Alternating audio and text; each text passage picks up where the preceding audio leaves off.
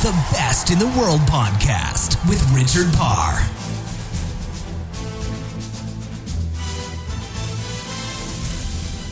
It's nearly all over. In fact, when you're listening to this podcast, it might be all over already. Yes, the 2018 Winter Olympics in Pyeongchang.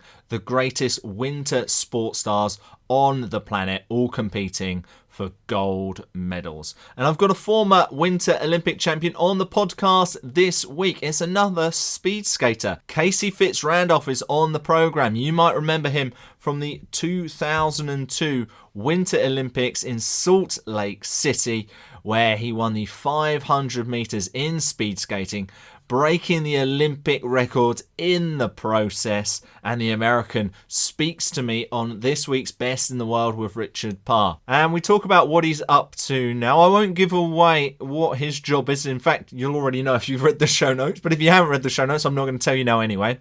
But Casey makes the comparison to his job that he does now to what his life was like as a sports star and what he's learned from speed skating that he can use in his current career. One of the particular things that we discuss is risk and reward. That's a topic we've covered a few times with various sports stars, but Casey gives a really unique perspective on that in this podcast. He talks about what he did differently between the 1998 games in Nagano to what he did to become the champion in 2002. He talks about his time working with the Canadian speed skaters. He, of course, is from Wisconsin. He is an American, but after those 1998 games, he decided to go and train with Canada. He explains why and also the benefits he got from it on this podcast, talking to me on The Best in the World with Richard Parr. Before we do that, I want to say about Audible. Audible is one of the leading suppliers of audiobooks in the world. They've got over 180,000 titles for you to choose from. I've recently been listening to a book called 80/20 in Sales and Marketing by Perry Marshall. It's a really interesting book. It's not very long. It's about 5-6 hours. I listen on 1.5 times speed, and it gives you lots to think about of using the 80/20 percentage, the Pareto law, I believe it's called, where 20% of everything you do ends up accounting to 80% of the results, and it's really made me think about a few different things. So it is a book I would recommend you to have a listen to, as it doesn't take too long, 5 hours, and then at 1.5 times speed, that's about 3 hours. And I think it's really worth it. And you can listen to it for free. All you've got to do is go to audibletrial.com/best. That will give you a free 30-day trial of Audible's service. And that includes one free audiobook download. And it could be 80/20 in Sales and Marketing by Perry Marshall. Go and check it out. Let me know what you think of it as well. Send me a tweet at Richard_Parr, or we can talk a little bit more about it at the Best in the World Facebook group. I'll put a link to that on the show notes page as well. But yes, if you want to learn from the very best, if you want to get increased knowledge using audiobooks, go check out Audible. Go get a 30-day free trial, audibletrial.com/best. All right, let's learn on this podcast from the Olympic speed skating gold medalist, FitzRandolph. The Best in the World podcast with Richard Parr.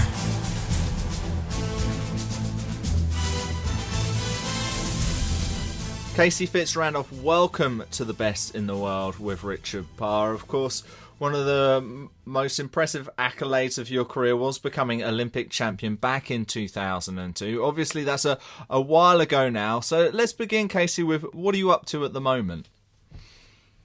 Well, I now have, first let me say thank you, Richard, for having me on. I appreciate it. I've enjoyed looking up some of your past interviews, and quite frankly, getting inside the head of people that have become the best in the world at what they do is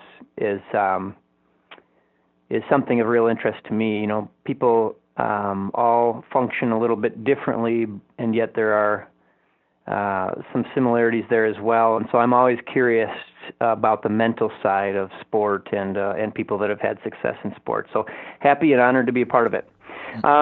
In terms of my life after skating, it's, in one word, normal. I have a blessed life, and that means I have a wife with 2 children. Our kids have just turned 11 and 9. We've got a son, Sawyer, and a daughter, Cassidy, and we live in a small town outside a mid-sized city here in the state of Wisconsin. And I have a job in business insurance. So stay seated. I know that's exciting. But that's a little bit about what we're up to. We have a couple of farms and that we get away to, and right now I'm spending a lot of time chasing our kids around and carting them around to their sporting activities when I'm not at the office.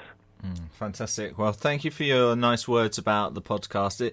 It is interesting what you say about how there's some similarities and differences, because when I speak to different guests, part of me is expecting an answer sometimes that I've heard before, and then they give me something completely different. A few things to pick up there, Casey, and I want to talk about your job at the moment, working in insurance. And when I did my research, I heard you talk about it before, and you said one of your roles was helping small to mid-sized companies manage their risk. And that really intrigued me, because one of those common themes that I've found with different sports stars is a few of the really highly talented innovators of the sport almost try a high risk, high reward. Firstly, is that something that you tried as an athlete? And if so, how does that work with you trying to sell insurance? I'm utterly confused. No. Well, it's interesting. I consider the sport of speed skating to be a lesson in managing risk, quite frankly.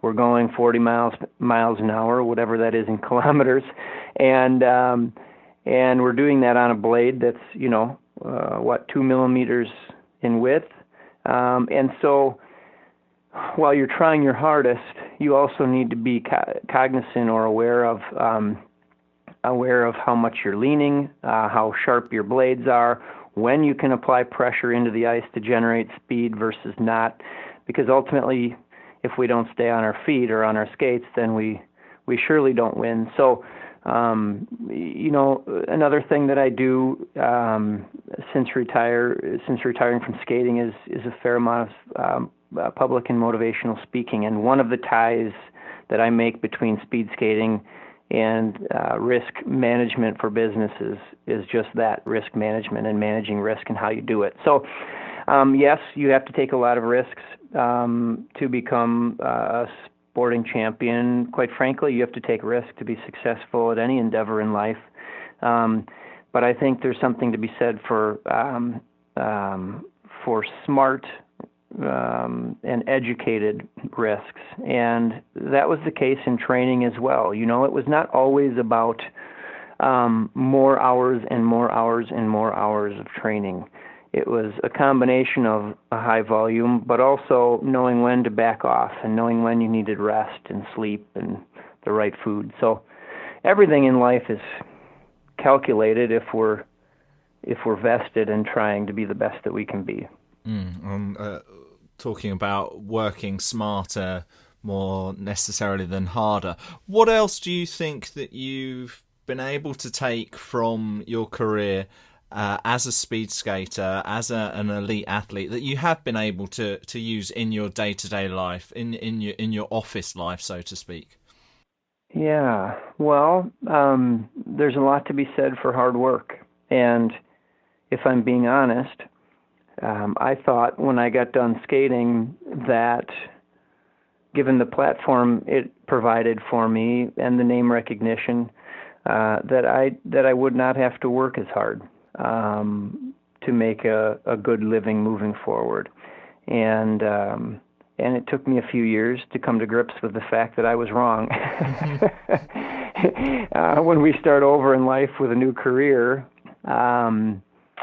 we have to work really hard to be successful, just like we did the first time. So in many ways, it's different, of course, from being a professional athlete, but you need to work hard.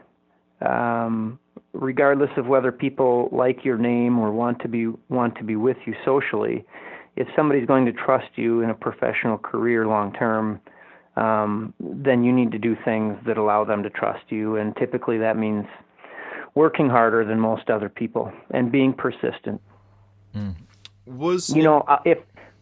Sorry, Richard, I will say that, having been said, if I may, I got into sales because I thought, well, this will be like sports. I can control my own destiny. I have flexible hours, flexible income. I can, work when I want to work and take off when I want to take off.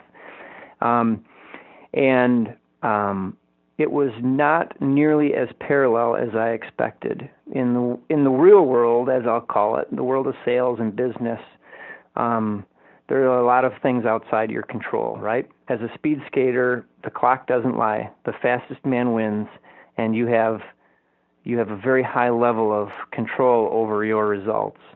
In the working world, we're dealing with people, and all of us people can be irrational at times, and so it's not nearly as black and white as skating in circles. Was the plan always to work in insurance or in some kind of sales, or did you have a plan for when you would retire from sport? No, I thought about a lot of things, and when I retired, I came back home here to the Madison, Wisconsin area, and I probably looked into a dozen different career choices, and I narrowed it down to two. One was insurance and risk management, sales, and the other was what we call community affairs, or a public relations position for the large hospital and healthcare system associated with our university here in town. And so the community affairs position would have been a fun job. I would have been finding ways to spend their money and where do we do promotional advertising, and it would have involved TV and things. But in insurance, maybe not so sexy, but I wanted the flexibility that came with, the sales role. So I wanted to be able to control my time and how it was spent, and also my income. Well, obviously, as a sports star, a lot of athletes are reliant on sponsorship and gaining their own sponsors. Is that something you had to do as a speed skater? And was there anything, if that was true, was there anything that you learned doing that you were able to bring into this job that you're doing now? And vice versa, is there anything in that you wish you'd know to help you get sponsorship as an athlete? Well, speed skating in America is not the equivalent of football or baseball or basketball or car racing, right? So we had to be a little bit creative. At first, I thought we could approach it like the Dutch do, maybe, in offering, a company logo on my uniform in exchange for money. But companies in America, if we're being honest, they really don't care about that. We don't get enough TV time. So we needed to find other ways to create value, and typically that meant we were offering a certain number of speaking engagements, either to their general workforce or their sales staff, or to their important clients, or to their executive team, or to their charity of choice. And so we needed to find a way, again, to create value and offer these companies a motivation or a motivating reason to give Casey FitzRandolph, Olympic speed skater, money to help me, train and live. And so that's how we did it. We did it outside of just, their logo on the uniform. Mm-hmm. And in terms of, learning from that, it stuck with me certainly, because we need to create value for those around us. If we're just thinking primarily about, what is best for us and how can I get more, that's not a good long-term solution, right? Mm-hmm. We need to figure out what other people want from us and how we can give them that. And then from there, we need to back into, a fair and reasonable price or deal. The Best in the World podcast with Richard Parr.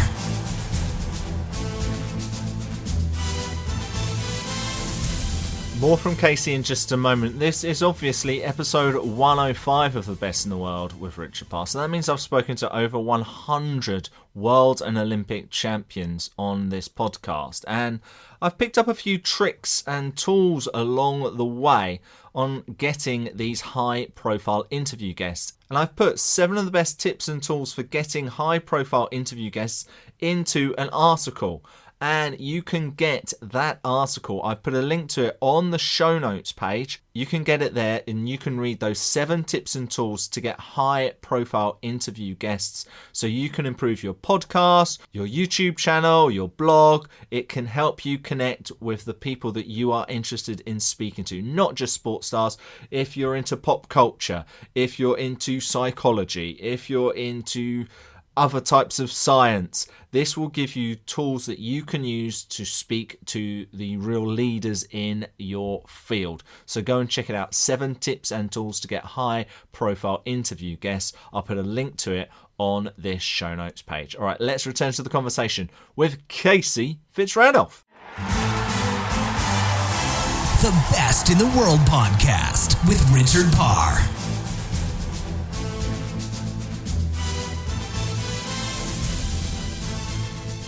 You mentioned your children. Do you have 2 budding young speed skaters on your hands? No, I'd like to tell you yes, but our son is into soccer, and our daughter is into a number of sports, still pretty young, but primarily cheer. So I don't know if cheer is a big sport overseas in England or across Europe. Do you guys have a lot of... Not really in the UK.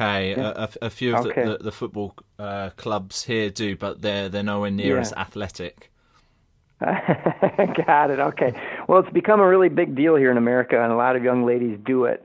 And so, they're doing gymnastics and, on the stage, and then they're doing these pyramids and, getting people up high and throwing them around. And so she's into that. And our son and his, we would say soccer, you would say football. He is a lot of fun. He's we all love our children, and but he's wired in a way that he wants to be. He wants more. He wants to be the best. He wants, a bigger challenge every night. He wants to play with the older kids and practice with the older kids. And so we just went to a regional tournament this past weekend, 7 hours away, and, he comes back even more fired up. So right now, quite frankly, I'm, my favorite thing in life is driving him around to his football practices and games. Superb. It's just a shame for him that he won't be able to see the United States at the World Cup later this year. That wasn't meant as a dig, but it could be meant as a dig. But we were pretty disappointed. I hear you were a pretty decent soccer player, Casey. Well, I did some, yes. But it's amazing how much the sport has evolved and developed here in America. They're learning concepts and footwork and ball skills at age 10 that we were learning at age 16, and so it's really cool to see, and it's also baffling that we're not any better on an international level, because we do have a lot of kids playing soccer here in America. So I played it for 4 years in high school, and played some club, and then had to focus on, and I kicked for American football team as well in high school and college a little bit, and then I had to choose one sport, and that became speed skating. And one of the reasons I asked whether your children were speed skaters is because I wanted to know, if they were, whether you would motivate them with money like your father did to you and your brother. I hear that you were motivated with, I believe, a dollar bill onto who would ever win. Is this true? Well, so it was me and my sister, and she was a couple of years younger. But you're right, I did have a sibling that skated, and she was very good. my folks, tried to motivate us any way they could, and sometimes that meant a dollar bill. Sometimes that meant chips to go along with our sandwich. There were a lot of different motivators that they used. You know how it is with a family that has kids who are very involved in sports. It becomes a lifestyle, and it becomes important, not just to the kids, but to mom and dad as well. So that can be a I would use the word precarious line to draw in the sand. From mom and dad's perspective. On one hand, you want to provide every opportunity you can, and as a result, you spend a lot of time and money on your children. And on the other hand, it needs to ultimately come from them, not from mom and dad if they're going to be their best. And when did that happen for you? When did that kind of momentum shift from, the motivation from your parents to your sole motivation and almost your sole goal? Yeah, well, that was a very interesting part of my skating career. I got into speed skating when I was 4, just about to turn 5, so very young. And I'd already been playing hockey and ice skating for 2-3 years before that. But I got into it at an early age, and I always had success here in America. But it became stressful. It became more about trying to make mom and dad, or in particular dad, happy, and live up to his expectations, than about doing it because I really enjoyed doing it and wanted to be the best. And I remember, Richard, a conversation that I had with my dad at their house out in the yard. I was 24 years old. I had already skated in the 1998 Olympics in Nagano, Japan, and I was home for a break from training, and I said, "Dad, I know how badly you want me to win at the world level, but you can't make it happen. It needs to come from within me. So I need you to back off. I know that you're vested in this. I know how much you care, but you've got to internalize that or talk to mom about it or somebody other than me, because it's not helping." And it was a hard conversation to have, but to his credit, he did back off. And it was at that same time that I moved up to Calgary, Alberta, and probably attained some more independence because of being 25 hours away, and my skating improved as a result. Yeah, you stopped training with the American team and started training with the Canadians. Beyond what you just mentioned there with your father, what were the other motivations and what were the improvements that you had there? Yeah, well, so in '98 we were dealing with the introduction of the clap skate, right, which was revolutionary in the sport of speed skating, and they were difficult. They were difficult to acquire, even if you were willing to pay for them. The Viking factory in Japan, in the Netherlands, long known as kind of the place to get speed skates, had made the best clap skate design, and they wouldn't sell them to me. Why? I tried to get them, well, because I was one of their toughest competitors. And we tried. They would sell them to other Americans, but they knew the size of my foot and they knew the length of blade that I wanted, and so they would always tell us, "We're out of that size, we're on summer vacation." There was always an excuse. And so it was I eventually had a pair of clap skates made by an American company and skated in the Olympics in '98, but in my opinion, it was not a very fair Olympics, and it was very frustrating for me and for a few of the other top skaters from the year before, who were not able to get the same technology in time, in far enough in advance of that Olympics. So that was an interesting games for us. But the other thing, in addition to admittedly feeling sorry for myself for a little while, the other thing that I had to do was figure out what I was going to do to never allow that to happen again. And when I looked at the 500-meter results from Nagano, I was sixth.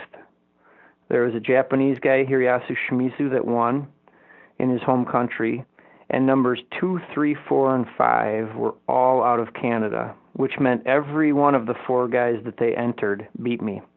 And when I saw that, I said, well, obviously they know something about how to skate on this new clap skate.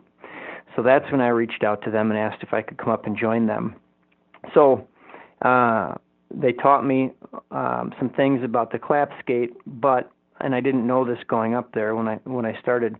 More importantly, they taught me a lot about the importance of great teammates who were both very good skaters, but also very good people, very unselfish, and guys that were willing to share their mentality and their thought surrounding every component of the race from a mental perspective. So that's why I went on to have the success that I did while training with Jeremy Witherspoon and Mike Ireland up in Canada.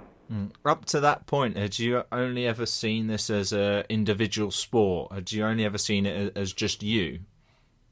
Yeah, I had. And, that's not to say that I didn't have close friends or good teammates here in America. But from a results perspective, I came onto the scene right after Dan Jansen retired, and so I did not have the luxury of training with him. And, the Americans were not as strong at that point.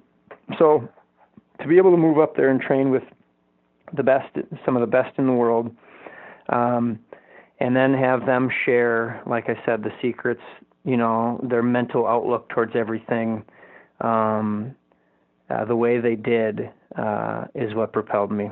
So it was a special moment in speed skating, even in Canada, in Calgary. I don't think they operate the same way anymore, but they did let me in and let me train in their system with, their coaches, with their massage therapists and physical therapists, and do all the testing that they were doing. So I was a lucky man. And you then go to the 2002 Olympics, obviously on home soil, well, American soil, as you were living in Canada. But what did you learn, other than what you've learned, say, with the Canadian team and the skates and teamwork and everything like that? What was there which helped you prepare perhaps better for these games? What did you learn from Nagano that was able to help you in 2002? Mm-hmm. Was there anything else? Well, yeah, in addition to, the Canadians and the clap skate, another major takeaway from Japan was, I had watched one of my idols, Dan Jansen, go to the Olympics as the best in the world and fall and fail, right? Fail until he ultimately won the 1,000 in Hamar, Lillehammer, Norway. And I saw him struggle at the Olympics time after time, and I told myself, Casey, when you get there to your first Olympics, you need to make it a positive experience in your own head so that the next one will be positive as well. And so I went to Nagano.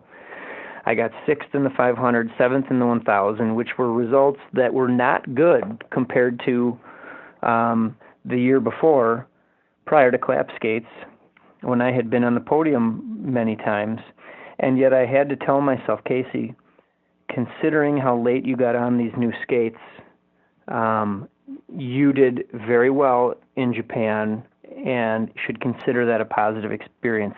And that was, it was true, but it was also a sell job on myself. I needed to convince myself that that was the case, so that when I got there 4 years later in Salt Lake City, I could look back at my only other Olympic experience and consider it a very positive one, and use all of the energy surrounding the Olympic Games to my advantage versus my disadvantage.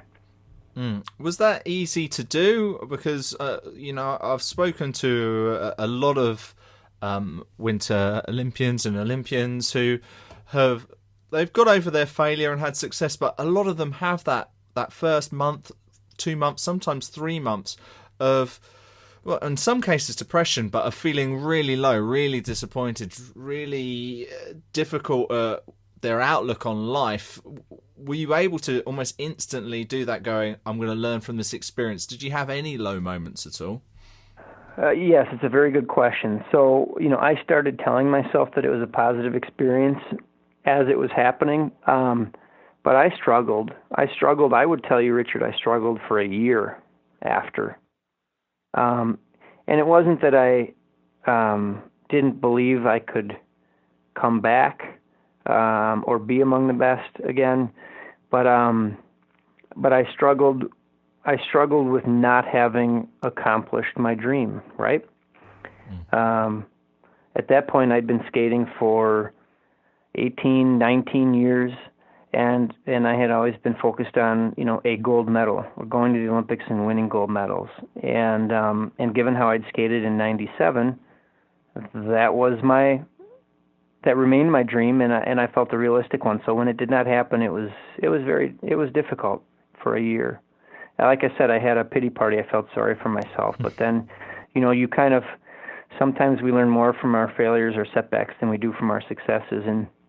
And I had to make a decision at that point as to whether I was going to, as we say, sail off into the sunset and be done and say coulda, shoulda, woulda, or I needed to rally myself mentally and figure out how I could put every variable that I could in my favor. Were you a man who had any superstitions or any rituals throughout your career? Is there anything you did in particular in your pre-race routine, and did it change at all? Well, I liked to have my cornflakes for breakfast. And I had a very specific routine leading into, the day of my races, leading into the races. If we had, this did not happen at the Olympics, but at a World Cup or a World Championships, we would race the 500 meter and the 1,000 meter on the same day. And so you'd get a little bit of rest in between the two, maybe 2 hours. I would have half of a Snickers bar 43 minutes prior to racing my 1,000 meters after having raced the 500. What would happen if it would be 42 or 41? Yeah, good question. I don't know. I'm sure it was often, and I don't know. But that was my, I tried to figure out what worked, right? And so I got pretty specific with it. That having been said, I had actually, my locker number was 13 the year of 2002, and I remember telling myself, it's lucky 13, Casey, not unlucky 13. Is there superstition surrounding the number 13 over there, Richard? Yeah, it's the same as you guys, I think. Okay, yeah. So, I had to convince myself that it was lucky, but the other thing I remember spending a lot of time on going into 2002, and a huge contributor to my success was the mental side. And part of that was surrounded coping with the stress that was to come at the Olympic Games, and my entire, at that time, 23-year career had been about going to the Olympics and winning a gold medal, right? It's all about a gold medal, a gold medal, a gold medal, one object. And that's how I'm going to define myself and my career. And then as I got close, meaning the year of, I realized you can't look at it that way, Casey. If you judge your career and yourself and your character on an object, on one gold medal, you are setting yourself up to fail. And so, ironically, for 23 years, I prepared for a gold medal, and then for about 12 months prior, I had to make it not about the gold medal. And so I spent a lot of time thinking about what if I succeed at the Olympics, and also what if I fail. And the only way that I could get comfortable with those scenarios was first to face the what if I fail question. And when I looked hard and long at that scenario, I came to the conclusion that it would indeed be a major bummer, a major disappointment, and yet the sun would come up the next morning, my mom would still love me, and Dad, my fiance, my health would still be there, and it helped me put things in perspective. And once I determined that failing would be okay in the big picture, only then could I turn my attention to the what if I succeed and prepare to succeed. Because I'm a huge believer that when we go into the most important moments of our life, we all have those butterflies in the stomach, right? We all have those feelings, but we go one of two directions with them. We either go towards a fear of failure. Oh no, what if this goes wrong? I'm nervous. What if I forget this? What if I don't perform? Or we go to an excitement to succeed. Hey, this could go really well, and if this goes really well, it's going to be awesome, and here are all the reasons why. We've got to deal with the former so that we can then prepare for the latter, that success. And so that's what I focused on going into Salt Lake City. And I think that what if I fail is something really useful that we all can do whenever we think of something difficult or something hard or something we kind of get nervous about. We have to kind of think, well, what's the worst thing that can happen? So I think that's something really, really good that we all can use from you there, Casey. When you were thinking about that, when you had in your mind that, okay, I can't be defined by the gold medal, and you mentioned being away from your father. Was that time spent away from him one of the things which helped you not have that in your mind? With him, was it always that you have to get the gold medal? I think with him it was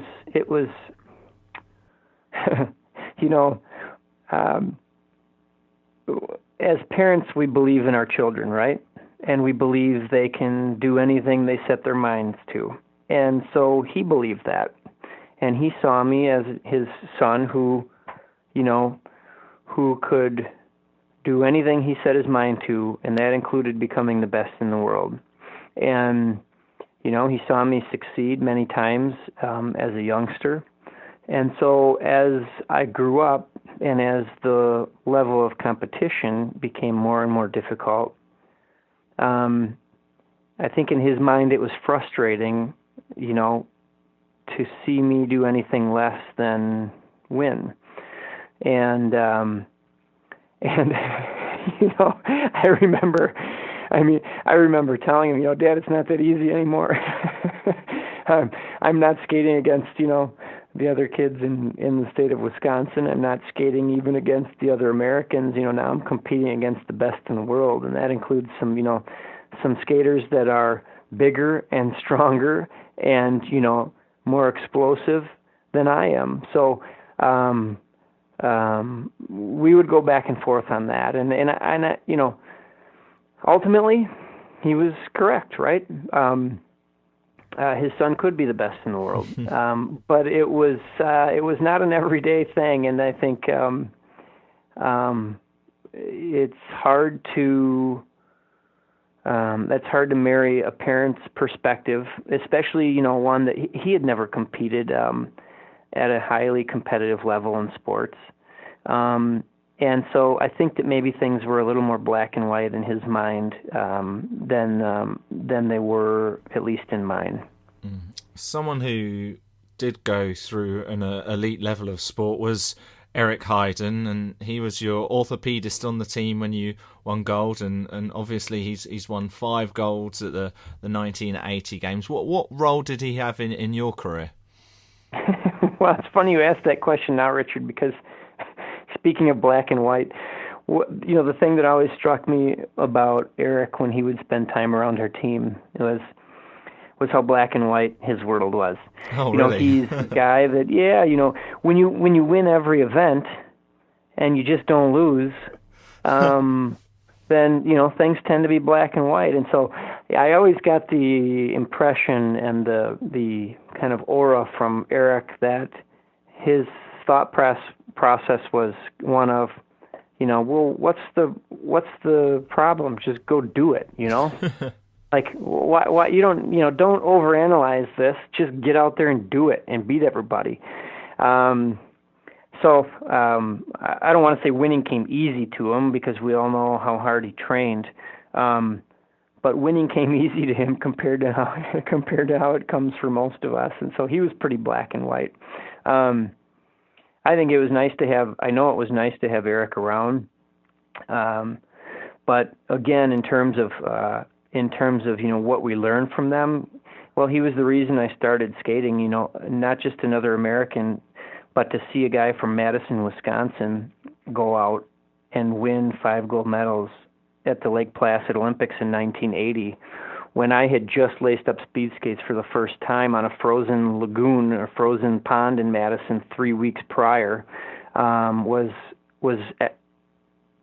the only thing and everything that it took to get me to believe that I could be an Olympic gold medalist in the sport of speed skating. So he was the catalyst for me to get into the sport and the catalyst for me to believe that I could accomplish my dream for many, many years.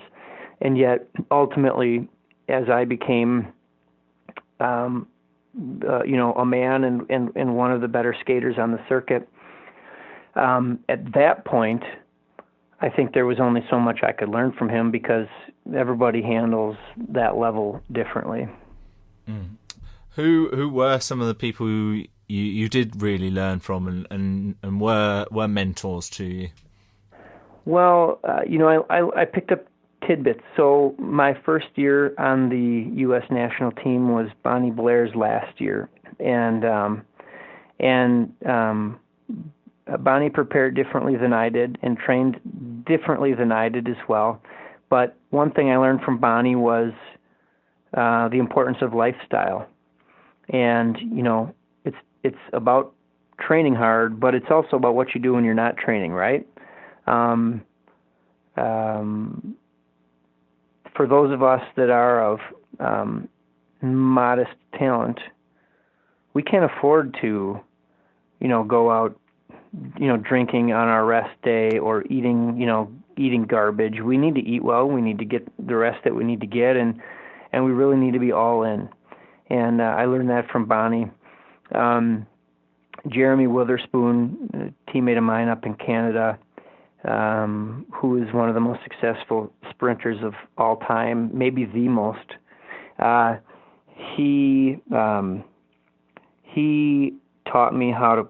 helped teach me how to put things in perspective, and that sport should not be about material things and awards, but rather about the journey toward becoming the best that you can be, and how close can we get to our ultimate potential and skating the perfect race for ourselves. Because ultimately, if we skate and perform at anything in life the best that we possibly can, how can we be disappointed regardless of outcome?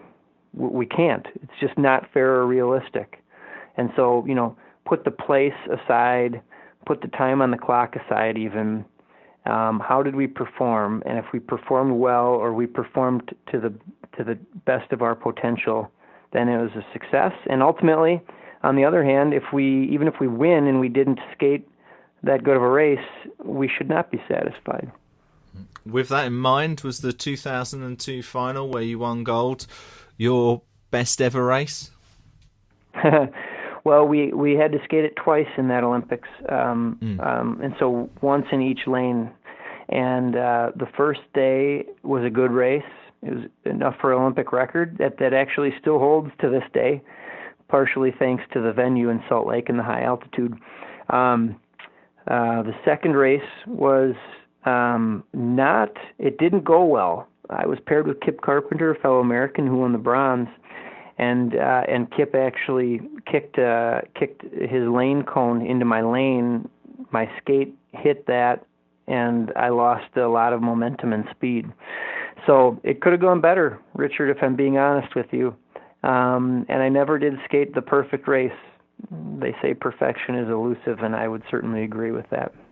Well, I think a gold medal is still a just reward for all of the hard work and everything that you've done. Casey, it's been a real pleasure speaking to you and learning from you on this podcast today. Before you go, Casey, can you let us know where we can continue to find you on social media and or online, and also if there's anything else you want to add on this program? Yeah, well, I appreciate that, Richard. It's been a pleasure on my end as well. I'm a hermit when it comes to social media. So LinkedIn is one option, and then I do have a website, which is caseyfitz.com. Those are the two options. I live vicariously through my wife when it comes to all of the rest. Fantastic. It's probably a good thing. Casey, thank you for being on the program, and thank you for being the best in the world. Thanks, Richard. The Best in the World podcast with Richard Parr.